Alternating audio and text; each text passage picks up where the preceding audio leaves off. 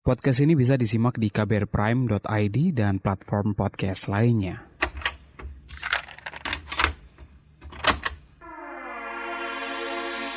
Kamu lagi dengerin Love Buzz bersama saya, Asrul Dwi. Pergi meninggalkan ruang-ruang familiar dan akrab bisa jadi hal yang menakutkan. Tapi di seberang sana, di ujung jalan lainnya, mungkin kita akan ketemu dengan hal-hal yang jauh lebih menyenangkan, menggembirakan, bahkan mencerahkan. Ini kali saya ngobrol bareng penulis I Am That Unicorn, Memoir of an Indonesian Queer, Arozak Salam atau Ozak. Bareng dia, saya ngobrol banyak hal, dari Mardi Gras hingga perjalanannya sebagai seorang imigran di Australia. Love Buzz, membicarakan perkara yang tidak dibicarakan ketika berbicara perkara cinta. Kita ngobrolin dulu soal kemarin Mardi Gras kan bareng teman-teman Selamat Datang Community ikut pawai juga kan di sana. Cerita dulu dong soal itu. Kegiatan Mardi Gras itu kan biasanya ini ya, kita nyebutnya tuh kayak gay Christmas gitu ya. Jadi semua gay-gay di Australia itu pada ngumpul dan Selamat Datang Indonesian Community Float ikutan partisipasi lagi dari semenjak 2016. Tapi kalau yang tahun ini benar-benar spesial karena kepengurusan panitianya tuh panitia baru dan emang dengan orang-orang Indonesia lainnya gitu. Karena sebelumnya tuh yang ngurusin float ini tuh orang Australia, jadi our allies. Tapi kalau untuk tahun ini tuh benar-benar yang ngurusin tuh orang Indonesia. Gua dibantu sama 2 orang lagi core committee membersnya. Dan ya untungnya tahun ini benar-benar lancar banget karena kita dapat support dari Google Australia dan akhirnya kita bisa bawa juga guest star Kaimara all the way from Bali. Jadi kita tahun ini tuh benar-benar ngasih terobosan yang baru banget lah untuk komunitas LGBTQI+ di Australia ini. Itu ada message khusus gitu nggak sih yang kemarin coba disampaikan pas Mardi Gras gitu untuk mungkin teman-teman komunitas di Indonesia juga kali? Jadi untuk tahun 2024 ini tuh Mardi Gras Organization punya temanya Our Future. Jadi setiap float kita tuh ada 200 float ya. Jadi untuk pendengar di Indonesia tuh biar ngegambarin ini tuh 200 grup itu tuh bisa pawai bareng-bareng di Mardi Gras. Nah temanya tuh Our Future dari Mardi Gras-nya. Nah ini kita bisa interpretasiin sendiri-sendiri ya. Dan untuk float kita, Our Future kita interpretasikan sebagai Be Brave. Jadi itu tema dari float kita sendiri, Be Brave. Karena kalau misalnya mau ada future, kita harus be brave gitu. Apalagi future di Indonesia kan agak-agak runyam ya. Jadi untuk mendapatkan bright future, we have to be brave. Jadilah itu tema dari kita gitu kan, float ini. Dan message-nya jelas-jelas yaitu tadi kita harus berani untuk menyuarakan LGBT rights di sekitaran kita. Karena untuk orang-orang yang nggak punya suara atau orang-orang yang belum bisa berjuang, ya kita wakilin gitu suara-suara mereka itu gitu. Makanya kita undang Kaimata juga karena Kaimata tuh menurut kita adalah salah satu contoh figure LGBT aktivis di Indonesia yang menjalankan Be Brave ini gitu. Karena dia benar-benar vokal banget ya kalau udah ngomongin masalah LGBT rights di Indonesia, dan entah itu dari bullian atau death threat, she goes on with her activism. Berarti kemarin ada performance juga ya? Iya, jadi kebetulan tuh karena saya sendiri itu background-nya ini kan performer juga di luar full time job. Jadi saya apply ke Mardi Gras Organization karena Mardi Gras itu kan 2 mingguan atau 3 mingguan itu kan full of activities. Jadi nggak hanya pawainya doang gitu kan. Pawainya itu benar-benar klimaks semuanya, tapi lead to Mardi Gras Parade itu tuh banyak banget aktivitas dari queer screen atau exhibition. Nah akhirnya gue ini aja apply event karena kebetulan juga sosok saya tuh alter ego burlesque performer saya tuh unicorn. Jadi akhirnya ya udah deh gue apply ini aja sih unicorn gitu kan, I Am That Unicorn and Indonesian Queer eventnya, dan akhirnya di approve sama Mardi Gras karena itu tadi niatnya tuh si event ini tuh bisa jadi akomodasi si Kaimata dan Indonesian performer lainnya di sini untuk bisa perform untuk fundraising buat support Bali Pride 2024 gitu. Jadi ceritanya kita ya itu tadi kita ngadain fundraising dengan nampilin Kaimata, drag queen juga dari Indonesia. Semuanya pokoknya all the cast is Indonesian except we got the support from our DJ, which is my friend. He's our ally because his boyfriend is Indonesian too. Ngomongin soal tadi alter ego, burlesque itu dulu awalnya gimana sampai kemudian tertarik dan perform burlesque? Jadi ini ceritanya panjang, Say. Bentar, ini gue harus ngomongin dari mana dulu ya. Karena semuanya tuh bersangkutan. Makanya tadi ngejawab fundraising ada burlesque-nya juga. Jadi intinya tuh waktu pas saya pindah ke Australia 2011, I did like self-exploration. I explore different communities. Jadi salah satu komunitas yang saya temuin waktu itu di Perth, Western Australia adalah komunitas Blazing Swan. Jadi kalau misalnya kamu pernah dengar namanya Burning Man event, so Burning Man event itu adalah event yang alternatif banget di Amerika sana. Nah, salah satu filosofis Burning Man ini adalah self radical expression. Jadi benar-benar ekspresikan diri kamu dengan berbagai macam karakter kamu lah, kasarnya kayak gitu. Nah, intinya karena saya gabung di komunitas ini, grup saya itu adalah namanya Camp Unicorn. Jadi ini orang-orang yang queer, orang-orang yang percaya kalau misalnya unicorn tuh exist, we are magical creatures. Jadi kita tuh we like to dress up ya. Dress up tuh kayak ya pokoknya pakai pakaian yang nyentrik lah gitu di festival. Nah, dari situ akhirnya teman-teman gua tuh pada support ya. Coba dong kamu ini deh perform burlesque. Awalnya kan saya bingung juga ya untuk ukuran Indonesia tuh kita nggak punya terjemahan burlesque itu apa gitu kan. Kalau misalnya striptease mungkin lebih familiar ya, stripper gitu kan. Tapi beda kalau burlesque kan ya beda. Makanya gue juga sempat bingung ya maksudnya burlesque itu apaan. Nah, akhirnya pas nonton video segala macam, The Art of Teasing. Jadi emang ada elemen-elemen kayak semi naked segala macam, tapi ini tuh adalah salah satu form of art, performing art. Jadi akhirnya muncul kesempatan untuk tampil sebagai burlesque performer. Akhirnya saya mengusung unicorn karakter dan akhirnya waktu itu lomba Mr. Burlesque Western Australia 2015. That was my debut of my burlesque performer. Jadi ini untuk pendengar Indonesia, burlesque tuh ibaratin aja ya, misalnya kayak ada satu orang gitu sosok di panggung dengan kostum yang glamor atau apalah, kalau misalnya cowok misalnya pakai jaket atau suit ya, terus perlahan-lahan dibuka gitu. Itu kan kayak menggoda ya. Jadi akhirnya sensasi menggoda itulah yang dijual di burlesque performance ini gitu. Jadi ujung-ujungnya walaupun kita ngeliatin celana dalam doang, atau kalau misalnya cewek itu bener-bener hanya nutupin pentil susunya gitu dengan istilahnya tassel twirling. Itu tapi masuknya kalau di sini tuh art, karena itu tadi kostumnya aja tuh ya biasanya itu sampai ribuan dolar, Say. Jadi bukan murahan gitu. Burlesque biasanya emang lebih umum atau lazim untuk performer perempuan atau female presenting gitu kan. Tapi kalau cowok kayaknya masih jarang nggak sih, atau emang udah biasa ya kalau di luaran sana? Jadi emang sejarahnya bener banget. Emang burlesque kan munculnya dari ini kan, opresi kaum perempuan kan, dari zaman-zaman waktu pas perang dunia ke-1 segala macam kan. Makanya kalau misal kalian pendengar di sana di Indonesia bisa Google Dita Fontis, itu dia bener-bener icon burlesque performer banget. Nah, tapi kalau misalnya untuk yang cowoknya itu tuh udah mulai movementnya dari tahun 90-an akhir atau awal 2000-an. Itu di Amerika sana permulaannya, karena itu tadi mungkin udah mulai ini ya, gender expression, self expression, mungkin agak-agak ada unsur dragnya juga kan, karena untuk yang ukuran cowok tuh kebanyakan mereka juga pakai makeup gitu, nggak pure masculine performance, jadi bisa ada cross gendernya juga gitu, bisa ngeluarin sisi feminitasnya juga di panggung. Nah, udah akhirnya tahun 2000-an muncul, dan kalau di Australia sendiri tuh udah mulai ada ini kompetisi Mr. Burlesque itu tahun 2012-an awal. Tapi kalau sekarang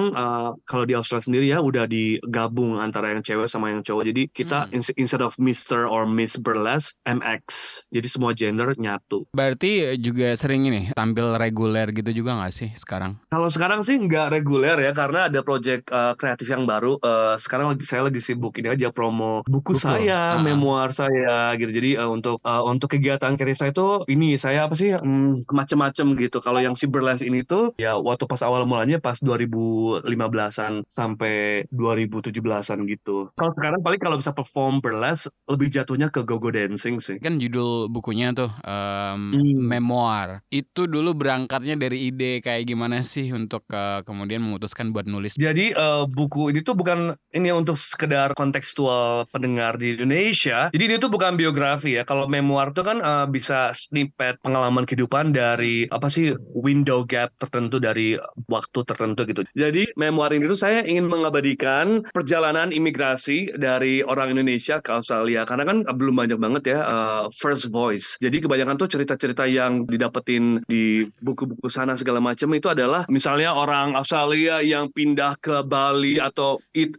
pray and love concept gitu kan. Maksudnya mereka kan punya privilege sendiri ya dengan paspor mereka yang kuat bisa pindah kemana-mana itu kan gampang ya. Aku tuh ingin apa sih mengabadikan reverse immigration story gitu. Gimana sih kalau orang Indonesia kita gitu yang benar-benar dari negara yang berkembang yang paspornya kita nomor sekian ratus di dunia gitu untuk pindah ke Australia tuh nggak segampang kayak booking tiket 24 jam gitu. Jadi saya tuh ingin mengabadikan pas dari mulai saya nginjekin kaki di Australia gimana sih perjuangan orang Indonesia atau kaum-kaum imigran lainnya di developed country kayak semacam Australia gitu kan. Tapi nggak hanya sekedar imigrasi journey aja.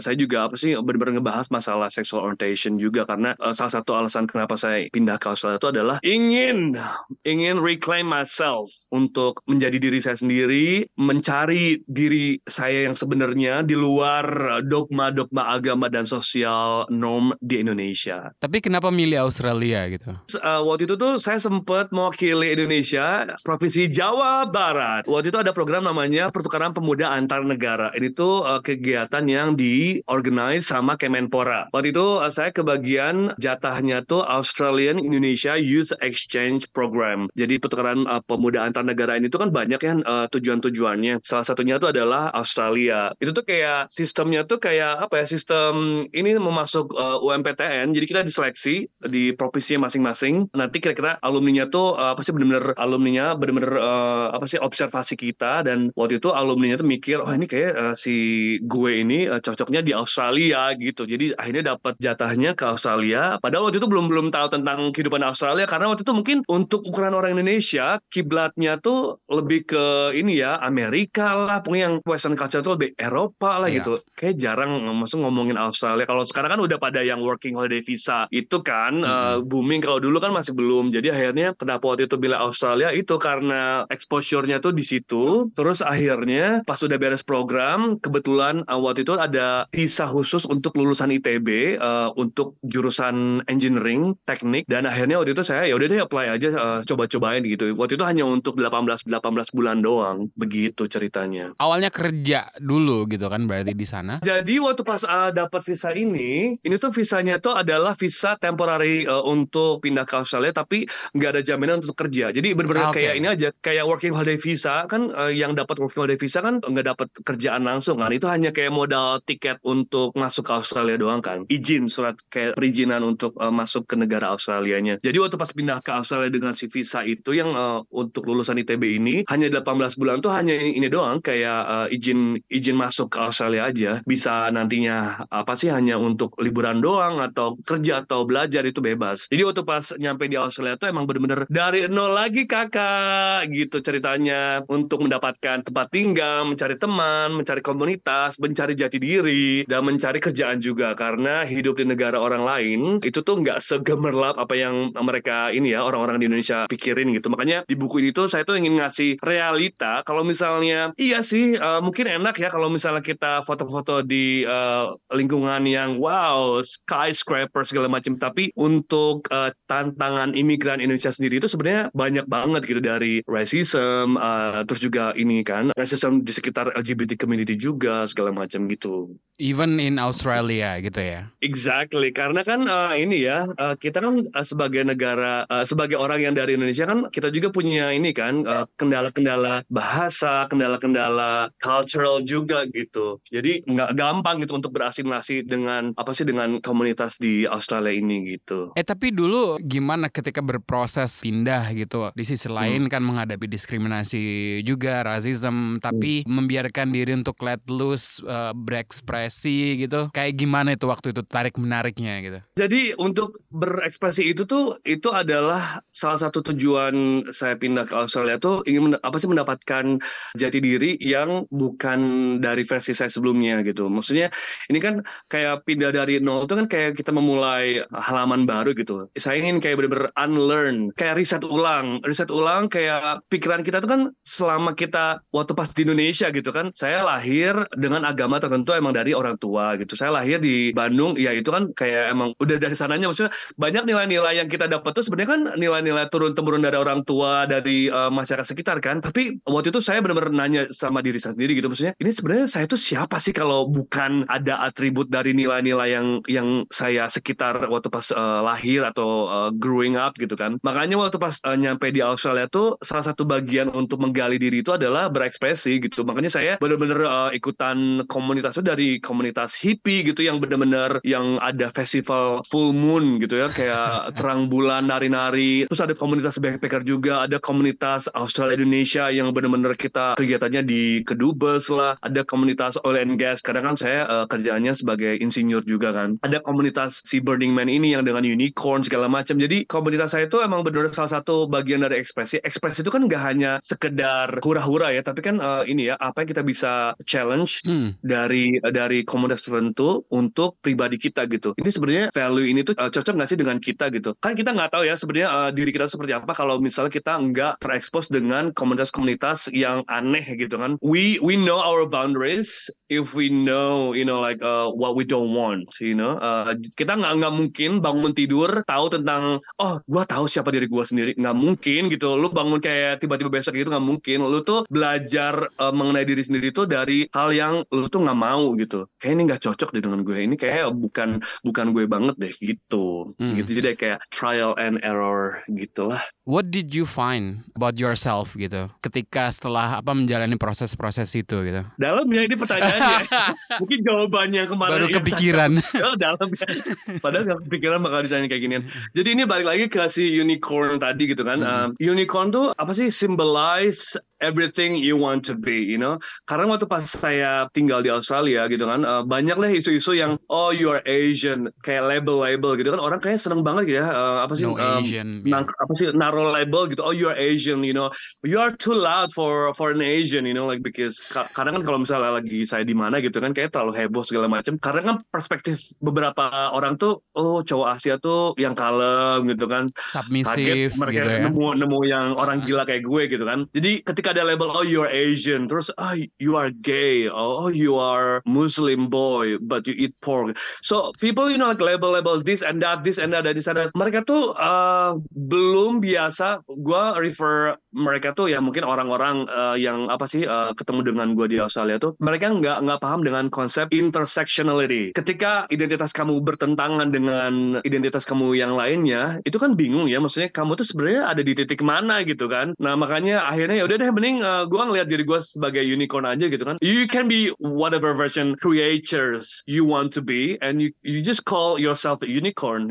No one will ask your identity. You are unicorn, you have to be this way. No. Gue kan dulu kan growing up Muslim, tapi bukan berarti sekarang gue tampil dengan hanya celana dalam doang di depan banyak orang itu gue berbuat dosa. Karena ya udah, maksudnya pengalaman gue Muslim dulu di Indonesia itu juga masih valid gitu. Itu adalah salah satu bentuk vocabulary lah ya kan. Kalau kita belajar bahasa gitu kan, kita kan kayak menangkap vocab ya, kosakata kita tuh kan nambah gitu kan dari latihan gitu. Ya udah, kayak pengalaman gue jadi Muslim tuh jadi vocab gue gitu. Pengalaman gue jadi burlesque performer, gue jadi vocab gue. Jadi akhirnya gue bisa ngebuat kalimat yang macam-macam dengan vocabulary, dengan kosakata yang tadi gue udah nemuin dari berbagai macam komunitas gitu. Buat beberapa orang mungkin ya ngejalanin proses kayak yang tadi lu cerita itu juga kan mau nggak mau harus menghadapi diri sendiri. You have to be in touch with yourself gitu. Dan itu bisa jadi proses yang juga menakutkan, menegangkan gitu kan. Kalau Ozak sendiri dealing with that part of the journey itu kayak gimana? Itu bener banget ya, sebenarnya tuh yang lebih gampang tuh kita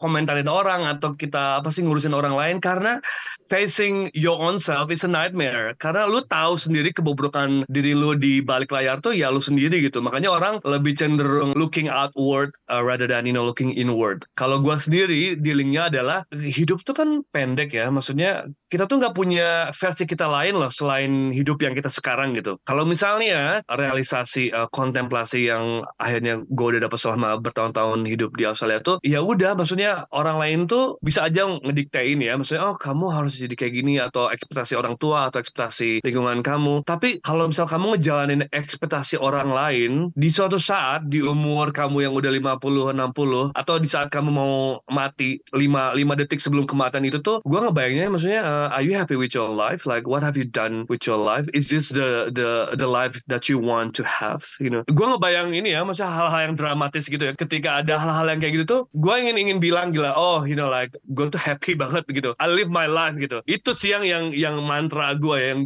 gue bisa pikirin. Karena ketika apa sih lu ngejalanin kehidupan versi orang lain, itu tuh nanti lu ada titik penyesalan yang anjir gue ngomongnya aduh gitu ya, ini kayak masa-masa itu gitu. Coba deh gue ngikutin apa yang gue mau gitu. Itu tuh pasti ada kayak penyesalan. Gue ngebayanginnya ya gitu ya.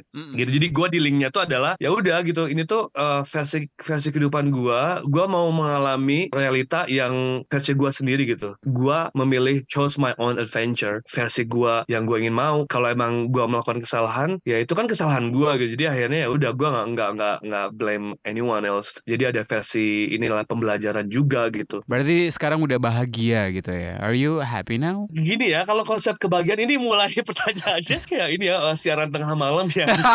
Ya pertanyaannya tuh pertanyaan ini melancholic and philosophical. Jadi when somebody ask me are you happy, are you sad, konsep kebahagiaan itu adalah kalau menurut gue ya kayak konsep lapar. Kan kalau lapar tuh kan perasaan yang terus menerus ya. Kita tuh kan kayak harus makan 3 hari sekali, karena kalau misalnya nggak makan ya kita lapar, dan kita nggak pernah, maksudnya nggak bisa nggak lapar dengan hanya makan sepuasnya all you can eat dalam sehari kan. Itu tuh kan kayak ada nurturing gitu, kayak ada apa sih masukannya gitu. Ya sama kayak kebahagiaan juga. Itu kan kebahagiaan tuh sebenarnya ada ini kan yang kita pupuk gitu kan. We have to feed ourselves to be happy gitu. Tapi kalau misalnya ada perasaan lain kayak sadness is part of the way to get happiness gitu. Karena nggak mungkin are you happy now udah gitu, udah happy aja udah, nggak bisa maksudnya, karena besok juga ada masalah baru, ada tantangan baru gitu. Yeah. Jadi kayak perjuangan mencari kebahagiaan itu adalah perjuangan seumur hidup. Itu sih quotes of the day ya. Yeah, that's beautiful loh. Kalau nggak salah sempat juga masuk ke military, Navy ya? Iya benar, Navy, Australian Navy ya. Why?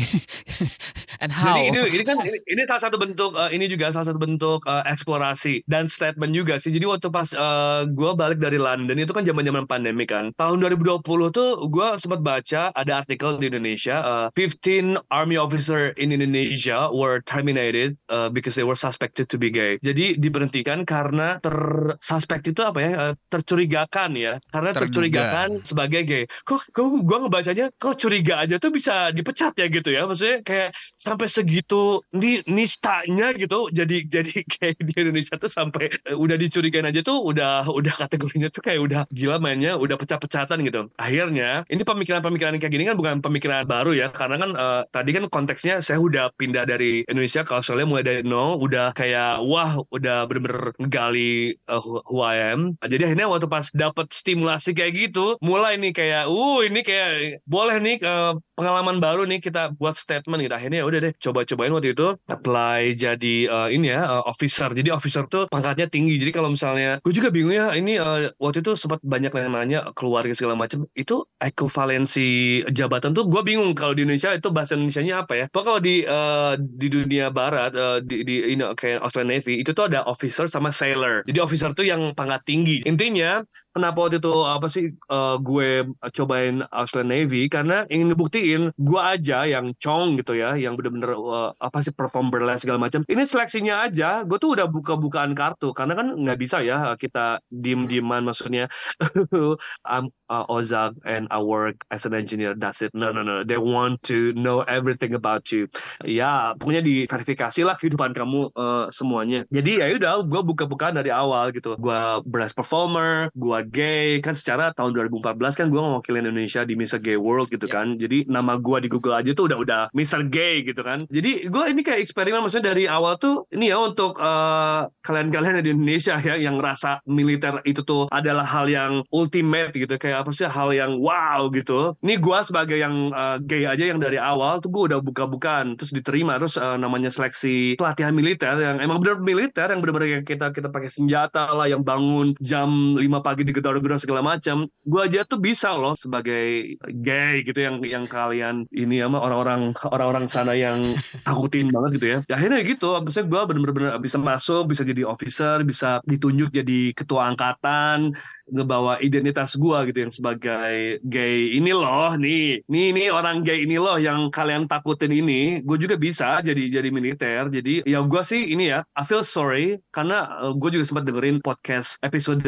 yang brigadir polisi yang diberhentiin. Itu gue nggak denger podcast itu, kayak aduh kasihan banget ya, maksudnya dia tuh lagi apa sih, lagi Valentine's Day, nggak ada hubungannya dengan tugas ini kan, itu lagi ngelakuin hal pribadinya dia ya, sampai dijadiin bahan untuk pemecatan gitu atau apalah gitu lah kan. Gue ini aja ya ngelihat itu tuh kayak ya gue makanya ingin cobain militer dan akhirnya berhasil. Ya itu salah satunya adalah untuk mendapatkan statement dan akhirnya juga mendapatkan ini ya vocabulary tadi, kayak new life experience, karena akhirnya gue bisa ngelihat perspektif militer, orang-orang militer tuh kayak gimana gitu kan. Dan akhirnya kan gue juga bisa nyebarin nilai-nilai gue juga kan, karena you cannot do cultural exchange or your social exchange values if you don't cross the bridge, namanya apa sih, pertukaran itu kan kalau misalnya ada dua orang yang saling apa sih bertemu di tengah jalan, di tengah jembatan ya, atau ada salah satu di antaranya tuh yang melewati jembatan ke pihak yang lainnya. Karena gue tahu maksudnya orang-orang militer mereka tuh nggak mungkin ketemu orang-orang kayak gue di kehidupan sehari-hari gitu. Makanya gue nih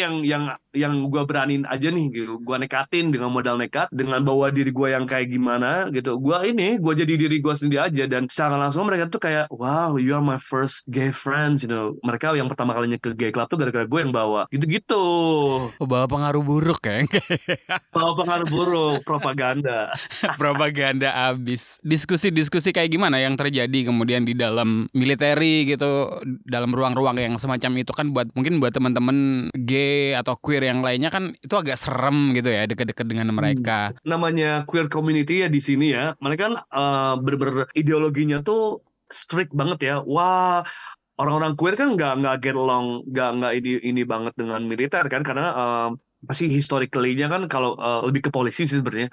Kan polisi yang nge-bashing kaum gay waktu pas zaman-zaman di Mardi Gras itu kan awalnya dari gara-gara polisi kan. Makanya banyak queer yang anti militer, gue ngerti. Tapi ya itu tadi, gue tuh kesana tuh bukan dalam rangka become one of them gitu kasarnya tuh ya. Gue tuh kesana dalam rangka menjadi duta ambasador gitu. Ya itu diri gue sendiri gitu, unicorn gitu kan, gitu. Jadi akhirnya diskusi-diskusi yang gue dapetin dari teman-teman gue yang di sana tuh ya itu tadi gitu. Mereka tuh ya jadi akhirnya tahu ya dengan kehidupan gue gitu yang aneh ini tuh ada loh gitu orang kayak gini. Kalau misalnya gue nggak ikutan Navy, mungkin mereka nggak ke-expose ya dengan orang-orang kayak gue gitu. Sengaja lah dengan mereka ke-expose dengan orang-orang gila kayak gue, sengaja mereka punya warna baru gitu ya, ketika mereka mungkin ngedenger Indonesia gitu segala macam, mereka ada ingat dengan gue lah atau gimana gitu. Kok bisa? Maksudnya paspor masih Indonesia kan atau udah ganti? Udah ganti. Oh, oke. Kalau masalah paspor ini juga ya, ini sekalian aja ya ngebahas orang-orang ini di Indonesia yang mungkin agak-agak gatel. Oh, gak nasionalis banget sih gitu, udah ganti paspor segala macam. Hey, kadang ya di dunia itu kita harus bermain cantik. Bermain cantik itu seperti apa? You pick your own battle gitu. Dengan gua ganti paspor, daya juang gua, daya kontribusi gua tuh, itu gua bisa bermain di bigger game. Dan akhirnya ya itu bisa ngebantu, gue bisa mendapatkan kekuatan yang lebih untuk membantu orang. Ya banyak lah hal-hal yang gue nggak usah diomongin gitu kan. Ya itu tadi, kadang kita tuh harus bisa belajar, you lose some, you win some gitu. Nggak bisa lu menang semuanya gitu. Ada hal-hal yang lu korbanin untuk mendapatkan bigger fight. Waktu yang di Mr. Gay World itu kayaknya orang kedua Indonesia yang aku tahu compete di sana gitu ya. Gue tuh orang pertama yang Oke. dari wakil Indonesia karena waktu itu belum ada. Yang kedua tuh 2017 karena waktu itu ngelihat gue ikutan. Jadi ceritanya ditanya masuk berapa besar. Tujuan gue waktu pas ke Miss Gay World itu juga bukan untuk menjadi top 10, top 5 atau win the crown. Aha. Again, statement. Tujuannya tuh waktu itu kan ingin ini kan ngasih realita ke pihak-pihak di Miss Gay World Organization. Jadi waktu itu tuh kan bagian tahun gue tuh di Italia kan, di Roma kan. Jadi ada sesi namanya final interview. Di final interview itu ada lesbian politician dari Italia, ada yang si ketua organisasinya, ada dari jurnalis segala macam. Itu kan orang-orang penting ya. Dan itu tujuan gue ikutan itu tuh adalah untuk ketemu sama orang-orang penting ini untuk mengeluarkan statement gue. Statementnya apa? Jadi waktu itu tuh ada pertanyaan. If you become, like Mr. Gay World, what would you do? Itu kan pertanyaan standar ya, Say. Tapi kan itu kan pertanyaan yang gue udah persiapin karena gue tahu bakal ditanya kayak gitu kan. Miss Universe atau segala macam beauty pageant pasti ditanya kayak gitu deh. Kalau lu jadi pemenang, lu mau ngapain gitu kan? Gue langsung jawab aja. If I, like won Mr. Gay World, I would give my title to runner up. Songong kan, masa wih gitu mau gue kasih nih title gue gitu ke runner up, kan kaget ya, maksudnya orang-orang kontestan dari segala dunia tuh berlomba-lomba ingin jadi pemenang, nih gue semena-mena ingin ngasih ke runner up. Terus sampai ada kaget itu si salah satu politisi ini, so what are you even here then, like are you insulting us, you are wasting our time, bla bla bla. Tapi waktu itu gue gak ada konteksnya, gue bilangin like people like me, we cannot win the crown, instead of winning, we put ourselves in danger. Terus gue ceritain tuh waktu pas 2013 tuh kan yang zaman-zaman FPI demonstrasi gara-gara Miss World diadain di Bali kan, ada kompetisi bikininya kan, yang swimsuit competition itu tuh kan demonya tuh sampai di mana-mana segala macam kan. Itu aja yang yang masalah swimsuit competition di beauty pageant dimasalahin sampai segitunya. Gimana kalau ada Miss Gay World dari Indonesia kan? Gak mungkin kan? Makanya gue ngasih statement itu, gue bakal ngasih ke juara kedua, yaitu karena orang-orang kayak kita yang masih kehidupannya belum setara ya, kehidupan LGBT rights-nya tuh nggak mungkin kita tuh nggak mencari kemenangan dengan ikutan kayak gini gitu. Makanya terus why are you even here then? Terus gue jawab aja, gue tuh kan ini ingin ngebuka jalan, I wanna open the door gitu. Tapi kan ini adalah hal-hal resiko yang gue juga udah hitung gitu. Seenggaknya gue kan kalau misalnya ikutan kayak gini aja udah beresiko, tapi resikonya nggak sebesar kalau misalnya gue resikonya menang ya, kayak gitu. Jadi gue hanya ingin ngebuka jalan, semoga nanti ada kontestan selanjutnya yang dari Indonesia yang bakal ngelanjutin perjuangan gue gitu. Dan untungnya ada yang 2017 ikutan mewakilin Indonesia juga gitu. Masih sering bolak-balik ke Indonesia juga nggak sih? Ketemu keluarga gitu-gitu mungkin? Terakhir kali tahun kemarin, terakhir kali itu Lebaran di Indonesia. Lebaran di Indonesia, malam takbiran sebelumnya ke bar. Karena nyiapin mental dulu, karena tahu maksudnya setiap pulang kampung tuh bukan masalah liburan, tapi lebih ke cobaan. Tapi kan namanya ingin tetap silaturahmi, ingin orang tua, ntar takutnya disangkanya durhaka. Padahal ya itu tadi, orang-orang kita kan sebenarnya kesana tuh hanya niat baik ya gitu, untuk tetap menjalin hubungan gitu. Kalau misalnya kita ingin liburan mah mending liburan ke Eropa kali ya, ke negara-negara yang kita bebas jadi diri kita sendiri gitu. Keluarga berarti komunikasinya kayak gimana sih? Mereka tahu Ya gitu, mereka udah tahu dari lama lah, dari 10 tahun yang lalu gitu. Karena kan ikutan Miss Gay World juga kan di mana-mana ya, jejak digital. Tapi kan itu emang salah satu cara gua ngasih ini kan, teka-teki silang kan. Kalau kita kan, budaya kita kan bukan budaya konfrontasi ya, bukan budaya coming out like, oh mom and dad, like I'm gay, and then they will be shocking and so what, Nggak ada logikanya tuh, beda ya dengan budaya-budaya coming out di negara barat gitu kan. Gue ngasih ini aja, ngasih hint, ngasih kode-kode nih. Terus ya mereka kalau udah siap ya itu mereka follow up gitu kan. Ini kenapa kayak gini. Ya gue jelasin aja. Jadi ya itu, gue menunggu dialog, dan akhirnya ketika mereka nanya, gue jawab aja, dan gue ngasih pengertian nih, Perdana Menteri Belgium aja tuh gay, gini. Ya gitu, tapi tetap aja kadang-kadang gitu ya, once in a blue moon tetap aja nanyanya kapan nikah lagi. Berarti Australia itu sekarang udah jadi rumah gitu buat Ozak atau gimana? Rumah, iya, ini adalah salah satu rumah saya di Australia, karena ya Australia itu adalah negara yang ngebuka dengan lapang dada dengan orang-orang seperti saya, walaupun sebenarnya juga nggak gampang ya. Jadi untuk sekarang ini Australia tuh adalah rumah. Itu ngebangun keluarga di sana chosen family ya. Itu adalah kata-kata yang penting banget untuk ukuran untuk kita gitu kan, queer community gitu. Karena kita tahu maksudnya kadang nggak semua dari kita tuh bisa dapat support dari keluarga kan. Makanya ada istilah tadi chosen family is really important, karena hal-hal kehidupan kita yang sehari-hari itu sebenarnya ya emang udah nggak harus ngikutin heteronormative activity gitu. My weekend ini, kalau ini konteksnya ya, kenapa kita pentingnya chosen family. Kalau orang-orang kantor misalnya kan nanya, oh what's your weekend gitu kan tipikal kalau yang udah berkeluarga, oh I took kids to this. Kalau kita kan, how was my weekend? Like, I went out, to the gay club and I took my shirt off. Ya nggak apa-apa gitu, tapi ya itu tadi definisi weekend kita tuh kan beda gitu dengan definisi hetero couple segala macam. Makanya pentingnya dengan chosen family, karena ya itu tadi kita nggak ngerasa aneh kok weekend kita kan nggak sama dengan ini ya coworker kita di kantor ya gitu. Dengan adanya chosen family, kita bisa synchronize our frequency, jadi nggak ngerasa aneh aja gitu. Jadi makanya penting banget ada yang support kehidupan kita gitu. Karena chosen family itu pentingnya itu adalah menormalisasikan kehidupan kita gitu. Nulis soal itu juga kan di dalam I Am That Unicorn. Di I Am That Unicorn tuh gue ngebahas masalah looking for belonging in communities. Jadi ya bener-bener ya pentingnya mencari apa sih, serpihan ya, mencari serpihan diri kita tuh kan bukan makhluk individu ya. Manusia itu kan bener-bener secara naluri itu kita manusia sosial. Mau segimana introvert kita tuh selalu butuh serpihan-serpihan dari orang lain, energi percikan, karena kan namanya energi itu kan berputar ya. Kita nggak bisa puterin energi kita sendiri di depan kaca gitu kan. Makanya pentingnya komunitas itu adalah, ini salah satu contoh yang sederhana aja ya. Ketika misalnya di Indonesia gitu kan,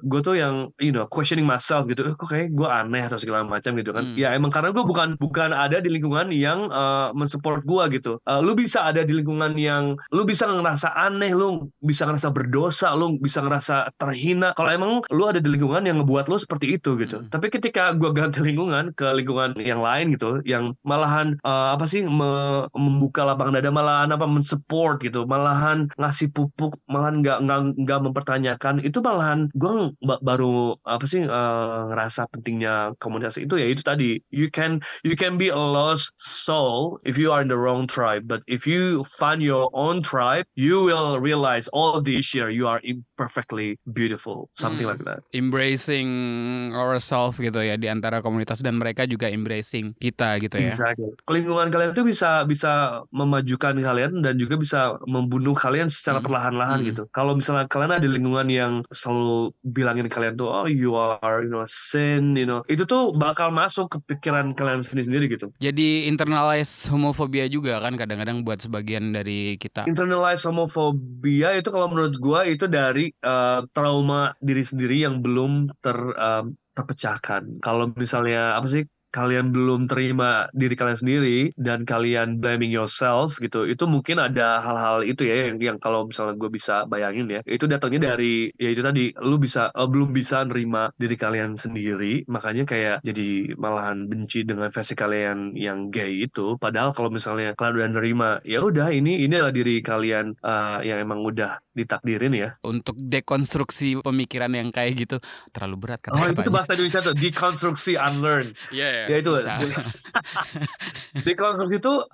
dekonstruksi itu bukan terjadi dalam satu malam atau 2 minggu atau sebulan. For me personally, it took me one way ticket to Australia and build my life dari nol itu yang bener-bener, lu kebayang gak sih misalnya kayak lu besok pergi kemana gitulah, ke Kanada gitu, terus lu nggak ada siapa-siapa, terus yang dari mulai menginjakan kaki tuh, ini gue harus ngapain ya? Itu tuh ketika lu jadi anonymous gitu, kayak bener-bener lu tuh bukan Ozak lagi, lu tuh bukan Asrul lagi gitu. Lu tuh bener-bener menemukan, kalau ini ya kayak Game of Thrones kan ada karakter yang si anak kecil itu lah, siapa sih gue lupa namanya, Arya gitu kan. Itu ketika lu bener-bener lu bener-bener jadi orang yang anonymous. Apa sih anonymous tuh? Tanpa nama gitu ya. Lu tuh siapa sih gitu? Itu kalau gue sampai sampai bisa unlearn-nya, dekonstruktif gue tuh ya gue nyemplungin di suasana baru. Jadi ya kalian nggak perlu juga ke Australia sih untuk ngelakuin hal itu ya. Tapi kan waktu itu kan gue kan cari yang radikal ya. Untuk dekonstruksi itu untuk apa sih, melakukan suatu hal yang dekonstruksi. Ya kalian harus melakukan hal yang radikal dalam tahapan kapasitas kalian masing-masing. Kalau kalau waktu itu gue radikal gue karena gue sering backpacking keliling Asia Tenggara, pernah sendirian. Jadi akhirnya gue harus menemukan level yang lebih tinggi lagi dong gitu kan. Makanya waktu itu dekonstruksi gue tuh ya udah, gue instead of like holiday, coba nih I have to survive living by my own. Tapi untuk kalian mungkin dekonstruksinya untuk orang yang nggak pernah keluar dari kampung kalian, mungkin ya udah pindah ke kota lain dulu gitu ya. Mungkin gimana sih diri kalian di tengah-tengah kejamnya Jakarta tuh, apa kalian seperti sama dengan kalian yang dulu di kota sebelumnya gitu-gitu kan, bisa Iya juga. benar. Itu jadi kayak ini gak sih, cruising tapi in real life gitu kan. Harus berani ngeksplorasi gitu gak sih jadi ya? Iya, iya, iya, benar. Karena itu tadi, maksudnya kita tuh ketika kita terlahir, kita tuh udah banyak atribut-atribut yang udah dikasih ke diri kita secara otomatis. Iya. Tapi kita nggak tahu tanpa atribut otomatis itu, kita tuh siapa gitu. Nah, itu hal yang bagian yang kenapa kita penting untuk Dekonstruksi.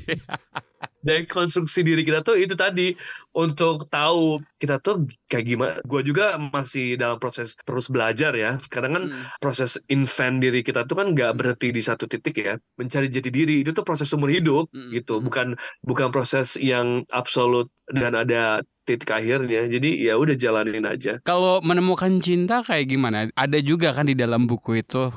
Benar. Menemukan cinta itu ada masa-masa di mana ini mungkin waktu itu apa sih, persepsi gua tuh adalah everything in life can be put into effort gitu kan.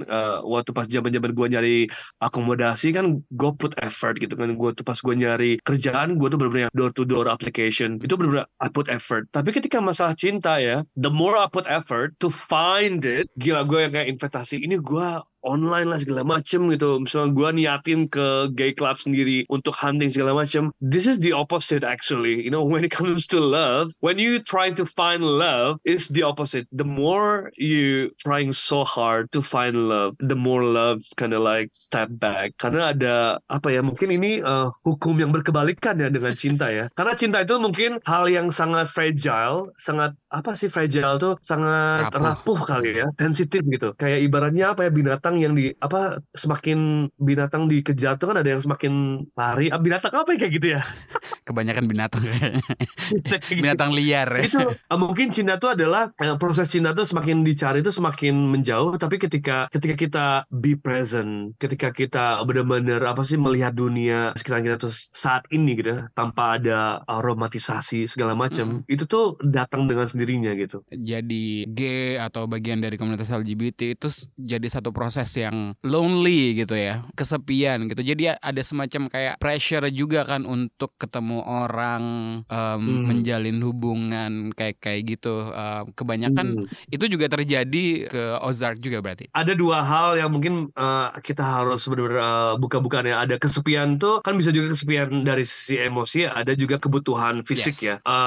Kadang kan kalau refleksi dari kehidupan saya sendiri, ada momen-momen di mana gue tuh emang kesepian tuh karena jablay ya, jarang dibelah kan ya. Udah deh, maksudnya kayak ya udah deh hook up through dating apps gitu kan. Itu juga bukan hal yang harus kita apa sih shaming. Karena ada namanya itu apa sih, konsep sex positivity. Itu kita bahasnya lain lagi ya. Kalau gue ngelihatnya, orang yang suka seks itu bukan berarti kesepian. Bisa, itu adalah salah satu bentuk sex positivity. Seks itu adalah sesuatu hal yang bisa harusnya kita embrace. Kalau kita emang horny dan apa sih ingin nge-sex sama seseorang segala macam, so be it gitu ya. Itu konteksnya beda lagi ya. Kalau kesepian yang tadi kamu bilang tuh lebih ke kesepian secara emosi gitu. Kenapa kita banyak orang yang ke apa sih install dating apps tuh karena sebenarnya mereka emotionally lonely mungkin ya. Kalau emang kalian orang-orang yang seperti itu, kalau dari pembelajaran gue ya, cinta tuh nggak datang dari emotionally lonely dari dating app, karena itu malah jadi bentuk pelarian insecurity kita gitu kan. Jadi kita ketemu sama orang-orang yang salah. Kita jadi akhirnya kesannya ngerasa nyerahin tubuh kita bukan untuk sex positivity, tapi malah jadi pelampiasan kesepian emosi kita gitu kan. Nah makanya kalau gue sih, kalau bisa boleh gue kasih saran, namanya kesepian tuh again, ini adalah hal yang seumur hidup, tapi ini masalah intensitasnya aja. Kayak masalah lapar kan, lu bisa lapar yang lapar banget kayak puasa gitu kan, itu lapar itu sampai ke ubun-ubun gitu. Ada lapar yang bisa di maintain dengan makan 3 kali sehari gitu kan. Sama kesepian juga sama, dengan kita tahu diri kita seperti apa, kita suka kegiatan apa, kita ngelakuin hal yang misalnya kan emosi itu kan bisa dilampiasin dengan nyanyi gitu, atau misalnya dengan acting. Ada kegiatan-kegiatan itu yang kita tuh bisa loh untuk menyalurkan kesepian itu dengan kegiatan-kegiatan kreativitas yang melibatkan seni emosi lah kasarnya gitu. Makanya atau misalnya dengan backpacking. Jadi penting banget untuk kalian-kalian yang mungkin masih dalam proses mencari jati diri atau mengatasi rasa kesepian dengan lingkungan kalian LGBT gitu, karena mungkin kalian baru ngerasain ini kayak gue gay dan segala macam. Coba kalian fokusin ke hal-hal hobi kalian. Dengan secara langsung kalian tuh bakal ketemu sama orang-orang yang bisa inspire dan ngasih tambalan kesepian itu gitu sih. Being intimate with yourself dulu gitu kali ya, sebelum ke orang lain. Summarize really well. Intimate with yourself, with the things that you like. It will bring the people around you. Ada rencana untuk mentranslate I'm That Unicorn ke bahasa Indonesia dan terbit di sini atau enggak? Ini kan si I Am That Unicorn itu kan project pribadi ya, maksudnya kayak self-publish. Jadi bukan gua submit ke publisher mana, akhirnya diterbitin sama mereka. Jadi ini untuk terbitin versi bahasa Inggris aja tuh gua tuh benar-benar mati-matian balancing antara work life, personal life, dan hobi-hobi yang lainnya gitu kan. Kenapa nulis pakai bahasa Inggris? Karena biar nge-cover semua audience, dan bahasa Inggris yang gua tulis juga bukan bahasa Inggris yang fancy. Jadi gue yakin deh untuk beberapa komunitas di Indonesia masih bisa ngikutin bacaan gue yang Inggris. Kenapa gue belum nulis bahasa Indonesia? Karena gue belum ada waktu dan tenaga gitu. Dengan ngurusin yang kemarin aja yang si selamat datang segala macam itu kayak ya ampun, itu aja sih sebenarnya limitasi dari gue aja gitu. Karena itu project yang gue bikin sendiri. Satu pertanyaan terakhir, cinta menurut Ozak apa maknanya? Cinta itu adalah rujak ya. Jadi rujak itu kan macam-macamnya rasanya ya. Kita tuh nggak bisa ngerasain cinta dengan bahagia mulu atau dengan hal-hal yang positif lainnya gitu. Cinta itu adalah proses semua emosi jiwa yang ada dalam satu rasa. Itulah cinta.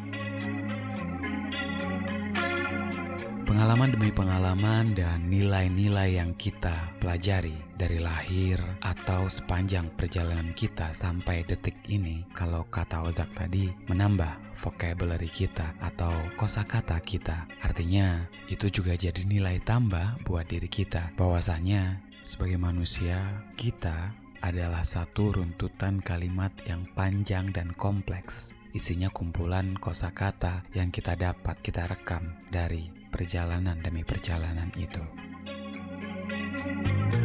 Love Buzz, membicarakan perkara yang tidak dibicarakan ketika berbicara perkara cinta.